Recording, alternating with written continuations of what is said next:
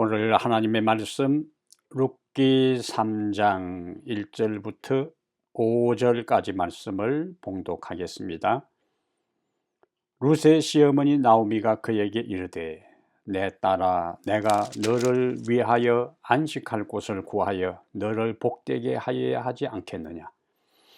네가 함께 하던 하녀들을 둔 보아스는 우리의 친족이 아니냐. 보라, 그가 오늘 밤에 타작마당에서 보리를 까불리라. 그런즉 너는 목욕하고 기름을 바르고 의복을 입고 타작마당에 내려가서 그 사람이 먹고 마시기를 다 하기까지는 그에게 보이지 말고 그가 누울 때에 너는 그가 눕는 곳을 알았다가 들어가서 그의 발치부를 들고 거기 누우라. 그가 네 할 일을 네게 알게 하리라 하니 룻이 시어머니에게 이르되 어머니의 말씀대로 내가 다 행하리라 하니라.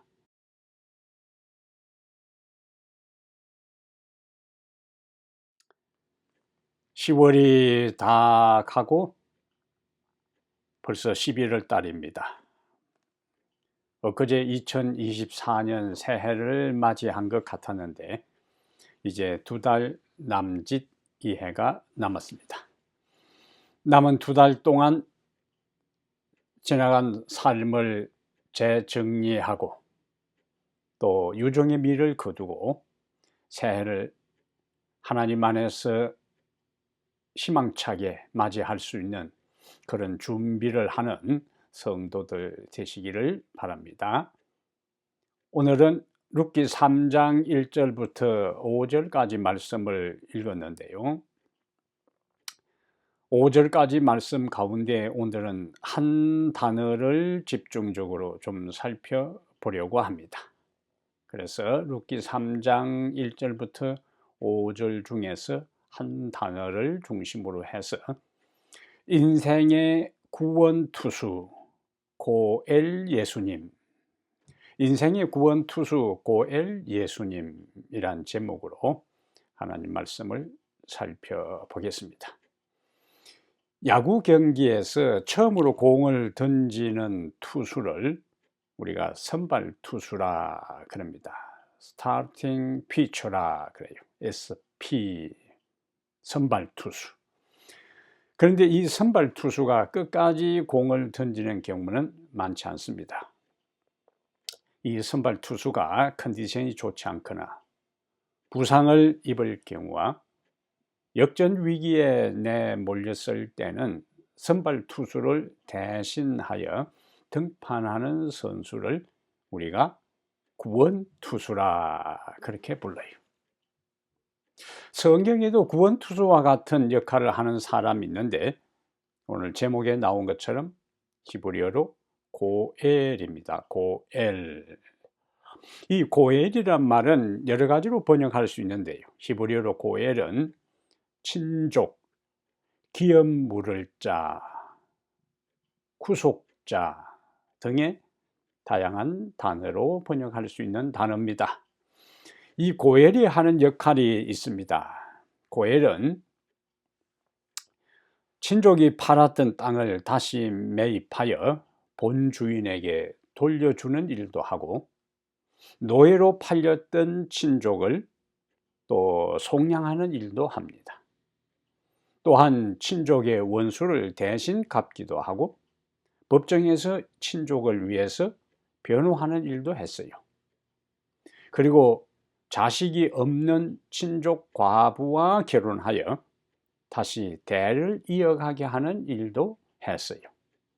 이 모든 역할을 하는 고엘은 도움이 필요한 사람에게 무엇이 될까요? 구원투수가 되는 것입니다. 우리가 지금 계속하여 룻기서에 나오는 룻을 살펴보고 있는데 룻은 남편을 잃었어요. 그리고 고향 모압을 떠났습니다. 시어머니 나오미를 따라 베들레헴으로 왔는데 그는 자식도 없어요. 그는 가난합니다. 게다가 그는 이스라엘 백성들이 가장 해모하는 모압 여인, 이방 여인이었어요.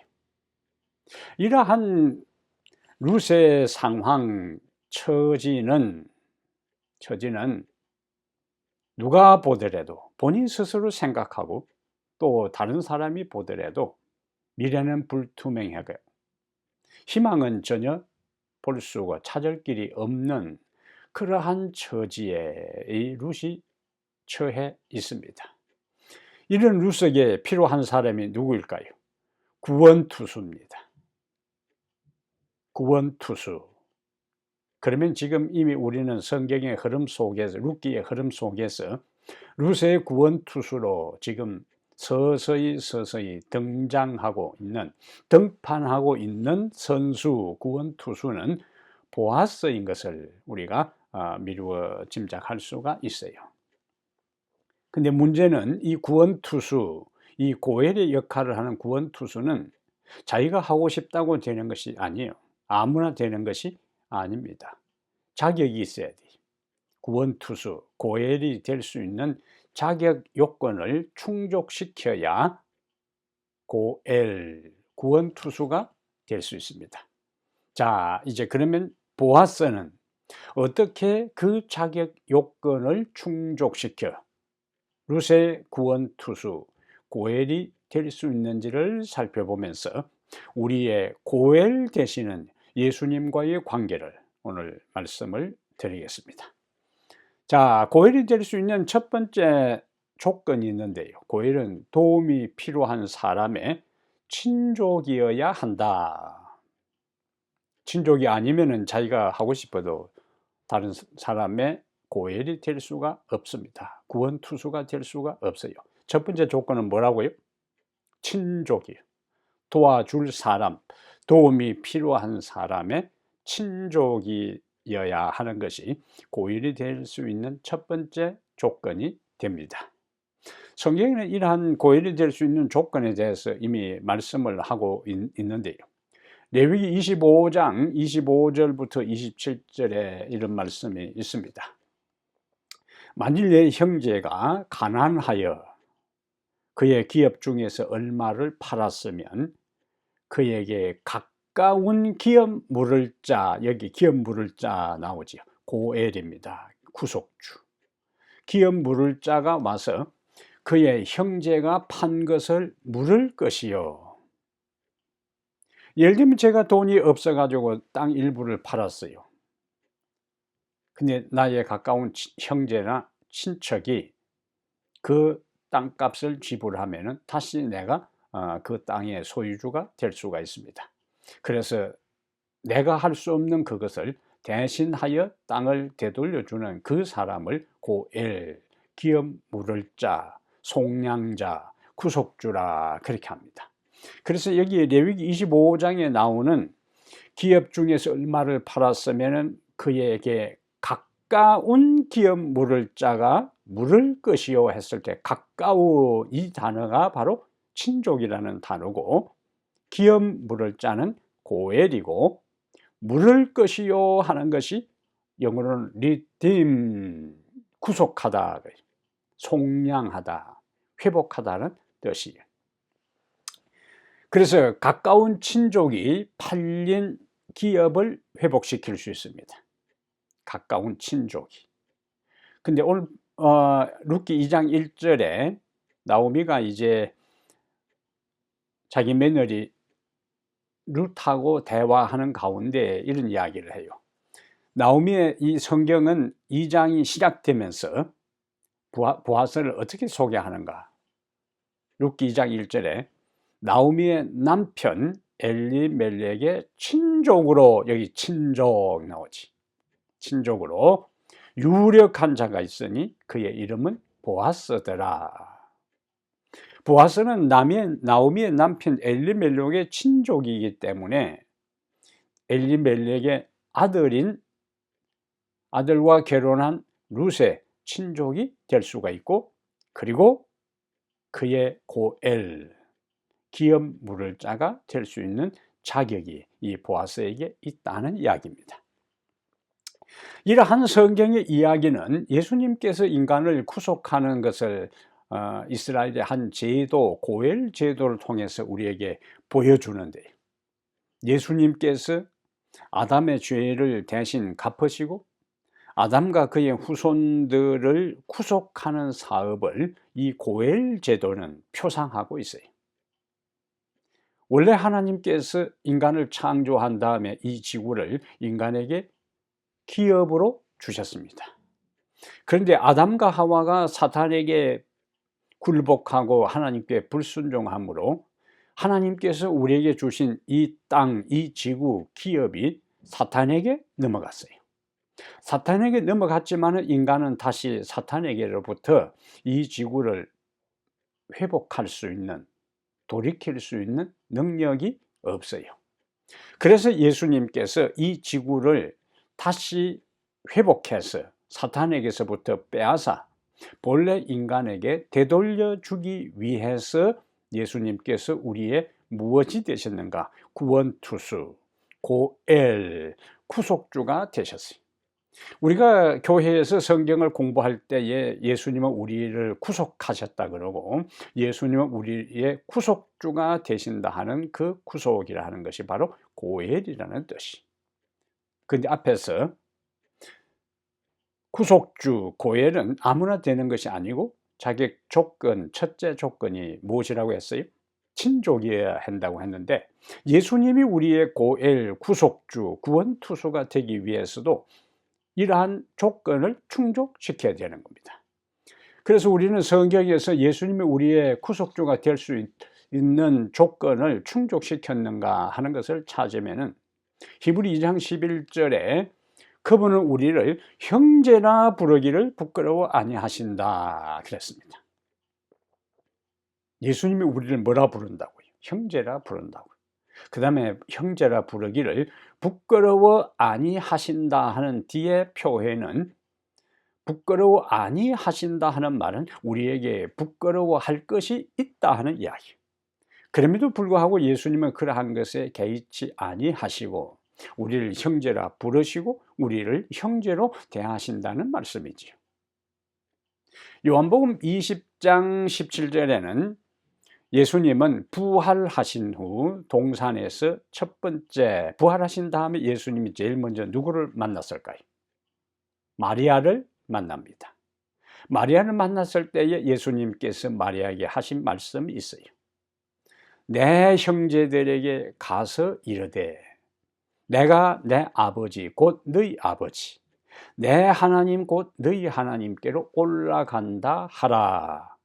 마리아에게 예수님이 자기의 부활을 이야기하면서 제자들에게 전달하라고 할 때 그 제자들은 어떤 상태에 있었는가? 예수님이 십자가에 못 박혔을 때에 그 현장에 요한 외에는 아무도 남아있지 않고 도망간 제자들이에요. 예수님이 십자가에 돌아가시기 전에 여러 번에 걸쳐서 부활하실 것이라고 말씀하셨음에도 불구하고 그 예수님의 반복적인 가르침, 교훈을 망각해버리고 지금 다락방에서 두려워 문을 잠그고 숨어있는 제자들입니다. 부끄러워할 일이지요. 예수님이 부끄러워할 제자들입니다. 3년 반 동안이나 열심히 가르치고 분명히 진리를 그들에게 제시해 주어도 믿지 아니하고 두려워 떠는 제자들, 부끄러운 제자들입니다. 그럼에도 불구하고 예수님은 마리아에게 그 부끄러운 제자들을 뭐라고 불렀는가? 내 형제들이라고 부르고 하나님을 내 아버지라고 하면서 그 제자들로 하여금 형제들이라 하면서 그들의 아버지라고 아버지를 부르도록 배려하는 것을 보게 돼요. 예수님께서 제자들을 제자들이라고 하는 대신에 형제들이라고 부르셨다는 거예요. 부끄러워할 일을 많이 한 그 제자들을 부끄러워하지 아니하시고 형제라 부르셨어요. 이런 예수님이 온 인류의 맏형님이 되시는 거예요. 그래서 여기 7호봉사 71페이지에는 엘렌 G. 화이트는 예수님을 어떤 칭호로 부르셨는가? 맏형님이라 그랬어요. 맏형님. 자, 7호봉사 71페이지 잠깐 좀 보겠어요. 인류의 맏형님 되시는 주님께서는 영원한 보호자 곁에 계신다. 그분께서는 당신을 구주로 바라보는 모든 사람을 바라보신다. 그분께서는 경험을 통하여 인간의 약점이 무엇이며 우리의 소원이 무엇이며 우리를 시험하는 힘이 어디에 있는지를 아신다. 그대는 시험을 받고 있는가? 그분께서 건져주실 것이다. 그대는 연약한가? 그분께서 강하게 해주실 것이다. 그대는 상처를 받고 있는가? 그분께서 고쳐주실 것이다. 주님께서는 상심한 자를 고치시며 저의 상처를 싸매신다라고 했습니다. 우리의 맏형님 되시는 그분이 우리의 고엘 구원투수가 되기 때문에 그분으로 인하여 감사하고 우리의 맏형님 되시는 든든한 그분을 의지하고 인생을 살아가게 되기를 바랍니다. 두 번째, 예수님이 우리의 고엘 구원투수 구속주가 될 수 있는 또 조건이 있는데요, 룻과 보아스의 관계에서 다시 살펴보겠습니다. 고엘이 되려면은, 구속주가 되려면은 유력자여야 돼요. 능력이 있는 사람이 되어야 한다는 거예요. 왜 그렇습니까? 도움이 필요한 사람 대신하여 돈을 지불하고 땅을 구입해서 주인에게 되돌려 주려고 해도 능력이 있어야 되고, 종으로 팔린 사람을 다시 자유를 주기 위해서도 능력이 있어야 되고, 과부를 아내로 맞이해서 먹여 살리고 자녀를 생산하기 위해서도 능력이 있어야 돼요. 그래서 고엘이 되기 위해서는 유력자, 능력자, 재력이 있어야 한다 하는 이야기지. 근데 룻기서 2장 1절에 보아스를 어떻게 소개하는가? 보아스는 유력자라고 했어요. 친족이요 유력자. 근데 재밌는 것은요, 이 보아스라는 이름 자체가 유력자, 능력 있는 사람이라는 뜻이. 보아스는 그 이름 의미가 유력자, 능력 있는 자예요. 보아스의 어머니는 누구일까요? 우리가 성경을 보면은 예수님의 족보에 대한 것이 마태복음 1장에 나오잖아요. 마태복음 1장 5절에 보아스의 어머니가 누구인가? 보아스의 어머니는 여리고의 정탐꾼들을 숨겨준 기생 라합이었습니다. 기생 라합이 바로 보아스의 어머니였어요. 놀라지 않습니까? 하나님께서 일을 하시는 놀라운 섭리의 손길을 여기서 볼 수가 있습니다. 보아스는요, 사사시대의 사람이요, 룻기서의 모든 전개되는 상황들은 사사시대를 배경으로 하고 있습니다. 사사시대의 특징이 뭐죠? 사사기 21장 25절에 그때에 왕이 없으므로 각 사람이 자기 소견에 옳은 대로 행하였더라. 기준도 없고 원칙도 없고 도덕도 없고 윤리도 없고 각자 자기 마음대로 자기 옳은 대로 행하던 그 시절에, 혼란한 사사시대에도 이방 여인이었고 가난한 과부 모압 여인 룻을 아내로 삼아 보아스는 그녀의 운명을 바꾸어 놓았습니다. 능력 있는 자였기 때문에, 유력한 자였기 때문에, 부유한 자였기 때문에 그의 품성도 그의 마음도 여유가 있고 능력한 사람이었기 때문에 룻을 자신의 아내로 삼아 그의 인생을 바꾸어 놓은 것입니다. 자, 예수님과 우리 사이의 관계를 이제 다시 보겠어요. 예수님이 우리의 구원투수가 되고 예수님이 우리의 구속주가 되시기 때문에 보아스와 룻의 관계를 통해 다시 한번 고엘은 유력자여야 된다 하는 것을 살펴보면은, 인간이 범죄한 다음에 인간은 사탄의 속박에서 벗어날 능력이 없어요. 인간이 범죄한 다음에 인간의 죄값을 지불할 능력도 없습니다. 인간이 범죄한 다음에 빼앗긴 이 지구를 다시 사단에게서부터 되찾을 능력도 없어요. 근데 예수님께서 우리를 대신하여 십자가의 죄값을 지불하셨어요. 이러한 것을 에베소 1장 7절에는 이렇게 말씀합니다. 우리는 그리스도 안에서 그의 은혜의 풍성함을 따라 그의 피로 말미암아 속량, 여기 속량 나오잖아요. 구속이요, 속량 곧 죄사함을 받았느니라. 예수님은 사망 권세를 이기시고 부활하셨어요. 사망과 죄의 세력을 정복하시고 사탄의 권세를 이기시고 뭐 하셨어요? 부활하셨어요. 승리하셨어요. 그래서 이러한 일들을 예수님이 결정적으로 하기 전에 사복음서에서는 예수님의 능력과 권세를 반복해서 성경의 복음서의 저자들은 기록하고 있습니다. 예수님은 모든 온갖 종류의 질병들을 다 정복하셨어요. 질병을 정복하는 능력이 예수님에게 있었습니다. 유력자였어요. 예수님은 풍랑이라는 바다를 잔잔하고 고요하게 했습니다. 예수님은 자연계를 정복할 수 있는 능력자, 유력자였습니다. 예수님은 모든 귀신 들린 자의 귀신을 쫓아내었어요. 그리고 귀신 들린 자가 그에게 공격하기 위해서 달려들 때에 그 귀신 들린 자를 제압했습니다. 그에게서 나오라 하는 말씀만 떨어지면은 그냥 꼼짝 못하고 그대로 귀신은 나와서 출행량을 쳤어요.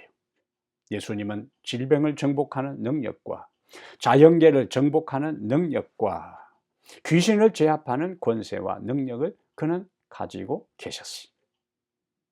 그렇기 때문에 예수님은 우리의 무엇이 되실 수 있는가? 우리의 고엘, 우리의 구속주가 되실 수가 있어요.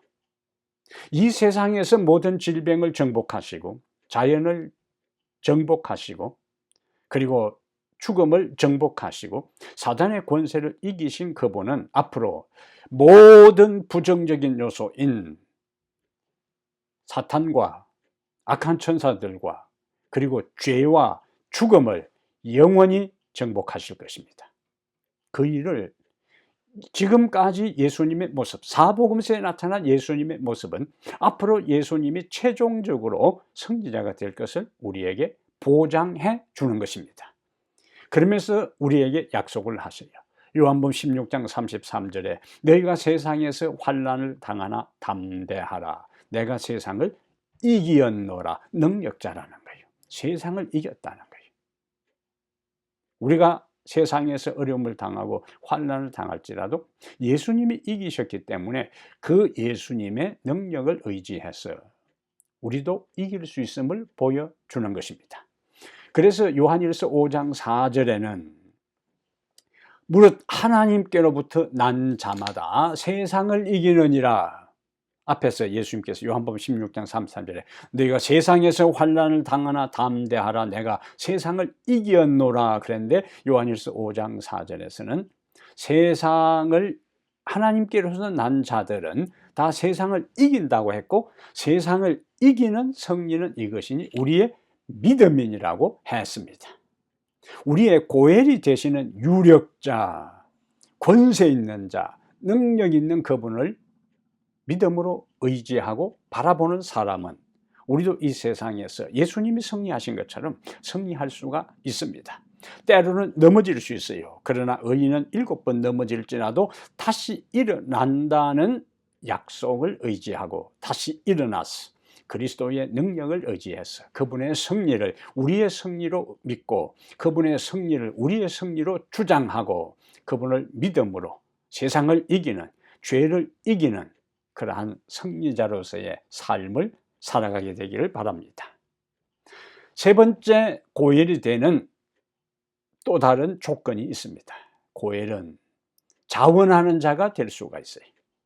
아무리 친족이고 아무리 유력한 자고 아무리 능력이 있대도 기업을 물을 마음이 없으면 소용이 없습니다.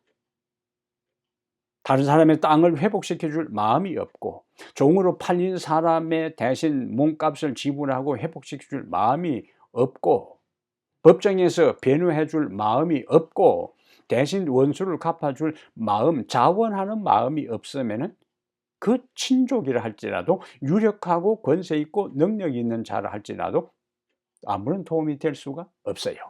세 번째 조건은 자원하는 마음입니다. 그런데 룻과 보아스의 관계에서 룻기 3장 13절을 보면은 자, 룻이 타작마당에서 잠을 자던 보아스의 발치에 누웠을 때에 보아스가 룻에게 이렇게 이야기합니다. 아침에 그의 기업 물을 자의 책임을 네게 이행하려 하면 좋거니와 그가 그 기업 물을 자의 책임을 행할 것이니라. 만일 그가 기업 물을 자의 책임을 네게 이행하기를 기뻐하지 아니하면, 이 말은 자원하지 아니하면 내가 기업 물을 자의 책임을 네게 이행하리라. 그러니까 보아스보다 조금 더 가까운 친족이 있다는 이야기예요. 그 사람이 자원하여 룻을 책임지고 룻의 모든 나오미의 가족이 잃어버렸던 농토를 회복시켜 주면 좋은데, 그가 그 책임을 자원해서 맡지 않는다면 보아스 자신이 하겠다는 거예요.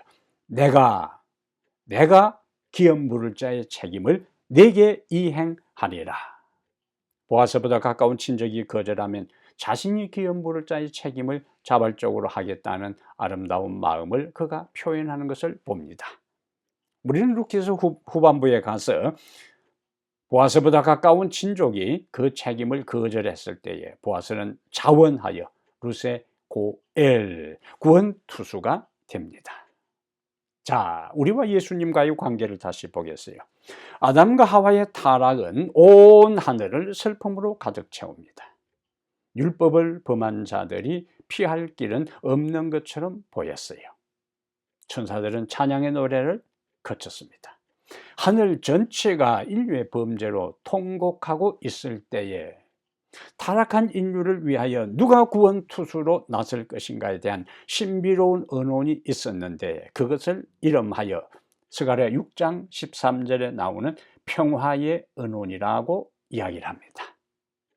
하나님과 예수 그리스도가 오랫동안 인류를 위한 구원투수가 누가 될 것인지에 대한 것을 숙고한 다음에 예수님께서 자원하여 자신의 인류를 위한 고엘, 구원투수로서 이 땅에 오실 것을 그가 스스로 결정을 하십니다. 그래서 예수님 이 세상에 오셔서 이런 말씀을 하세요. 요한복음 10장 17절과 18절에 내가 내 목숨을 버리는 것은 그것을 내가 다시 얻기 위함이니 이것을 내게서 빼앗는 자가 있는 것이 아니라 내가 스스로 버리노라. 나는 버릴 권세도 있고 다시 얻을 권세도 있다고 했습니다. 이 세상에 오신 것이 본인의 선택이라는 거예요. 십자가에 죽는 것도 본인의 선택이라는 거예요. 본인이 그것을 선택하지 않으면 그가 창조한 인간이 죄로 인해서 영원히 속절없이 절망 속에 죽어야 하기 때문에 그 인류를 살리기 위해서 본인이 이 흑암의 땅에, 죽음의 땅에 자발적으로 뛰어들어 오신 것입니다. 무엇으로요? 구원투수로. 그러므로 사랑하는 여러분, 보아스를 만나기 이전에 룻의 처지는 바로 예수를 믿기 전에 우리의 모습입니다. 어둠과 절망 가운데 살았던 우리의 신세요. 그런데 우리의 구원투수가 등장해서 우리를 구원하지 않으면 우리는 여전히 죽음 가운데서, 어둠 가운데서, 절망 가운데서 끝나버릴 허무한 인생이었습니다. 구원투수, 우리의 맏형님 되시는, 우리의 고엘 되시는 예수님께서 자원하여 이 땅에 오셔서 우리의 구원투수가 되어 주셔서 우리를 죄로부터 속량시켜 주시고 우리를 그의 신부로, 보아스가 룻을 그의 신부로 삼아서 그의 인생을 반전시킨 것처럼 예수님이 허물로 얼룩진 우리의 죄를 용서하시고 우리를 그의 신부로 삼아 주셨어요. 그리고 앞으로 사탄에게 빼앗긴 이 땅을 다시 우리에게 되돌려 영원한 유업으로 회복시켜 주실 것입니다. 얼마나 감사한지요. 그래서 고엘 제도에 인간을 구원하는 예수님의 구원 사역에 대한 놀라운 신학이 다 있습니다. 우리의 구원투수, 우리의 구속주, 우리의 고엘 되시는 예수님을 끝까지 믿어 신부로서 충절을 지키고 믿음을 지키고 신앙을 지키다가 그분이 우리를 영원히 하늘 본향으로 이끌어 가시기 위해서 오실 때까지 믿음의 길, 승리의 길, 구원의 길에서 이탈되지 말고 끝까지 충성하는 성도들 다 되시기를 간절히 바랍니다. 우리의 하늘 아버지시여, 우리의 고엘, 우리의 구원투수가 되시는 예수님을 인하여 찬양하고 감사합니다. 사탄으로부터 벗어날 수 없는 우리들, 죄값을 지불할 수도 없는 우리들, 사탄에게 빼앗겨버린 우리의 기업을 되돌릴 수도 없는 무능한 우리를 위하여 예수께서 고엘 구속주 구원투수가 되사 이 땅에 오신 것을 인해 감사합니다. 그 구원투수 예수님을 절대적으로 신뢰하고 바라보고 믿으며 끝까지 그리스도의 신부로서 충절을 지키고 믿음을 지켜서 최종적인 구원의 자리에 우리 모두 다 서게 하여 주시옵소서. 예수님 이름으로 기도합니다. 아멘.